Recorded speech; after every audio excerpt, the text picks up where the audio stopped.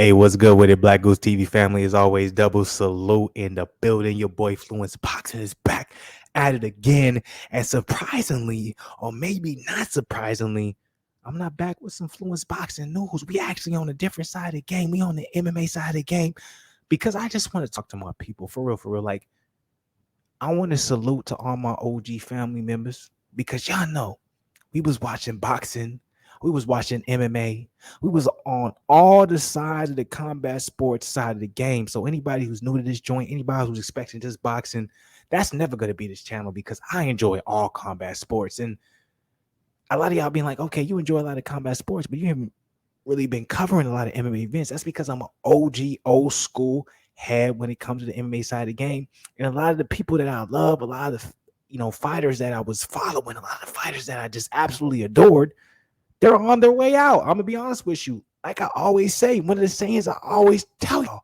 I'm old to some, I'm young to others. So it's like to some people, I'm a young motherfucker. To others, I'm an old ass nigga. And the old aspect of it comes into play when I see a majority of the fighters that I really loved, the majority of the fighters that I really saw goaded, the majority of the fighters that I really, really got me into the sport, they're making their way out of it, they're retiring, or they may still be in the game, but they're taking some bad KO losses. It is what it is. It's part of this motherfucking sport. That's why we love this shit so much. But Demetrious Johnson is one of those guys where I just enjoy him so much because he's from that era of when I really loved the sport. I really genuinely watched it as a young gun, and he did amazing things. And I was just so surprised to see the business aspect of MMA come into play and disrupt the very factor that, I'm saying, is DJ in the perspective of what his trajectory was, and just change all of that. That was before I really paid attention to the promotional side of, MMA, period. Like I was a boxing head during that time. I understood the promotional side of the game when it comes to boxing head.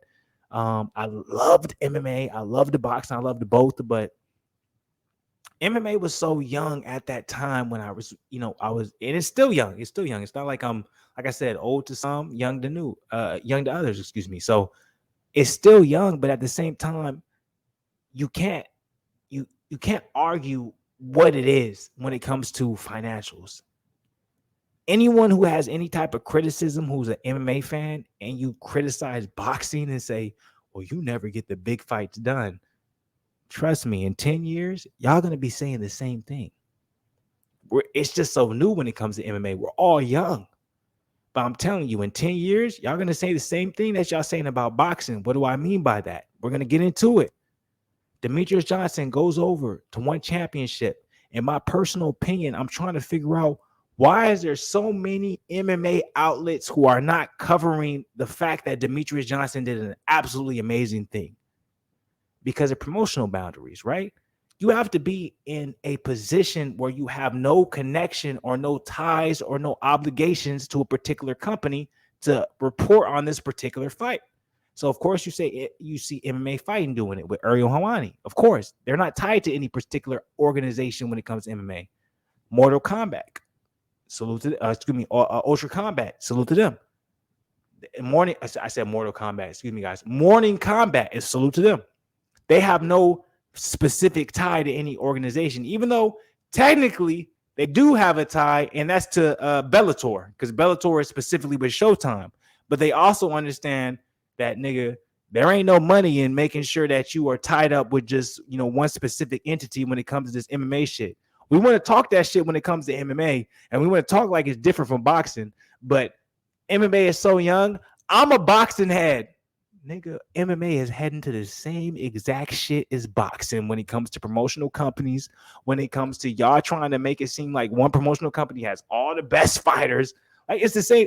I see it. Like, nigga, I'm going to be old, and I hate it because I want to be young forever, but that's not the case for none of us. But I'm going to be an old ass nigga. I'm going to be 40, 45, 30, 50 years old, and I'm going to see y'all having the same problems with MMA that we've had with boxing for years on years on years. What do I mean by this? What do I mean by the same problems? Is that you guys are so focused on one particular promotional company organization to having all the best fighters specifically because they're associated with that organization or promotional companies that you guys won't ever respect anything else. What do I mean by that? Look at boxing. So you have guys that absolutely love PBC and Al Heyman and Showtime and say that, oh, they have all the best welterweights. Like any welterweight that isn't signed with Al Heyman and Showtime and PBC, they're not that good. You have Americans saying that, right? Then you have the Zone. You have British fighters or you have UK fighters where Americans don't know who they are, but they're very prevalent in the boxing scene. They're very skilled. They're just as skilled as a lot of American fighters, but Americans is like, I don't know who he is, so he's not that good. Like a lot of you guys want to criticize boxing when boxing has been around so much longer than MMA. And we've been telling y'all this. And y'all want to ignore it and be like, nah, but look, we're always mashing up the best with the best. The problem isn't mashing up the best with the best. The problem is when a sport gets popular, you have a lot of different people wanting to invest in the sport. You have a lot of different people wanting to partake in the sport. One promotional company can't include all those people. So because that is the case, you're going to have a million different promotional companies that are allowed to bring in people who want to pursue this particular aspect that we're talking about, this particular sport in MMA, and do the best they can. But you people are so naive because you're young or you're older, whatever the case may be. You don't see shit. You're so naive. You're so ignorant to the fact that, oh, money makes fights, not talent. Talent doesn't make fight. Not this guy's the best versus this guy. No, money makes fights. But shit, it's like, what am I talking about? What am I complaining about? What am I arguing against? YouTube is popular. A lot of you only watch certain YouTube channels because of promotion, because everyone else is watching. Like, we're in a herd mentality. That's why a lot of people are. Like, I can go so deep into this shit when it comes to aspect of the mind, when it comes to aspect of how we follow, when it comes to aspect of how we think. It's a rare commodity for somebody to say, hey, a lot of you don't know who this person is, but I'm going to listen to them, follow them, and try and understand what they're saying based off of what I feel. A lot of people don't have an individual mindset when it comes to anything in life. A lot of people have to be told, have to be placed in a particular position, particular mindset to understand how they could continue to move. And all that combat sports is doing is piggybacking off of that. And it's not just combat sports, it's entertainment, period. How you make money. If I'm going to make money, if I will make the best pizza in the world, it doesn't have to be the best pizza in the world. If I get the right person to say it is the best pizza in the world, a lot of you are going to be in a groupthink mentality. A lot of you are going to be in I have to think the same way as someone else. So if someone says this is good, this is good. So if I have the right person promote what my pizza is, a lot of you guys will eat it, even if it's not that good. I just have to have the right person to promote it. And right or an opposite, oh, I have the best pizza ever, but I don't have the right person to promote it, so I'm just going to put it out there. Oh, well, that pizza looks different. Why would I try that? What's the point of me doing it? I don't gain anything from it. That's the world we live in today. That's just what it is.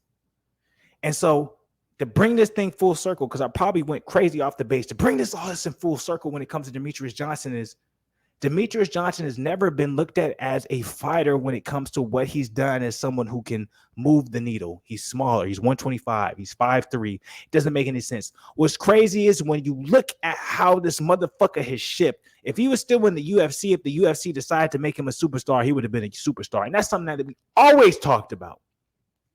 That's something, if you're a DJ fan, if you want to put the marketing and the promotion behind DJ, he can easily be the biggest superstar.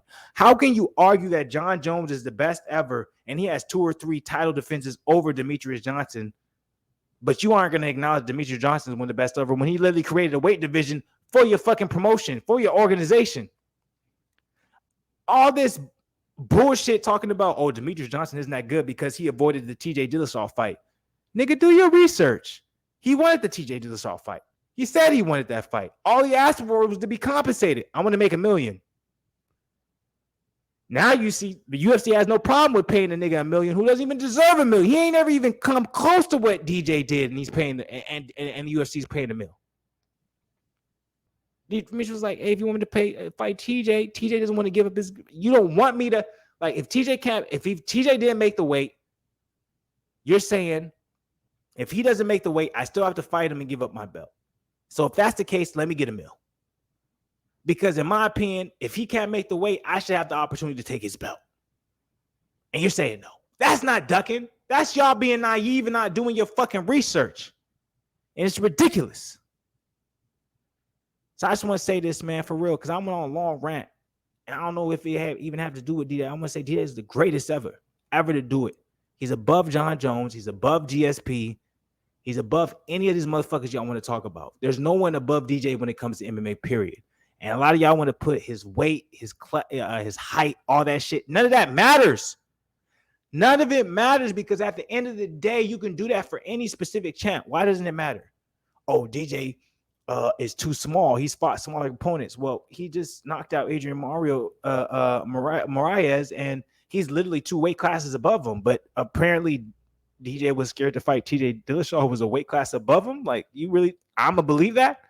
Oh, but John Jones, he's the greatest ever. He fought. The only nigga he fought that was the same wingspan as him and same height as him was Alexander Gustafsson, and he had all the trouble in the world. Then he fought Dominic Reyes, and he had all the trouble in the world. Fuck out of here. Oh, but GSP, he moved up, and he wanted another belt. He fought Michael Bisping, who was an absolute beast, but Michael Bisping retired right after that fight, so Michael Bisping was already on his way out.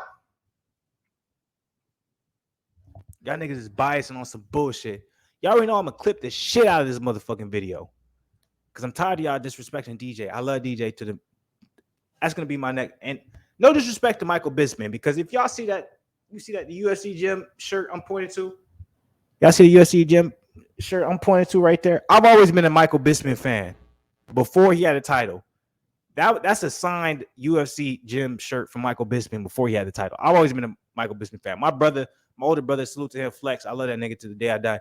That nigga hated me because I love Bisping, but I'm just being honest. So I'm going to clip the shit out of this video. I'm going to give y'all some love, but I'm also going to post this tonight. Salute to people, good content. I love everybody, man. Y'all already know what it is, man. Salute. I'm out this bitch, man. Y'all already know, man. On Schwarzenegger side of the game, I'll be back with more boxing.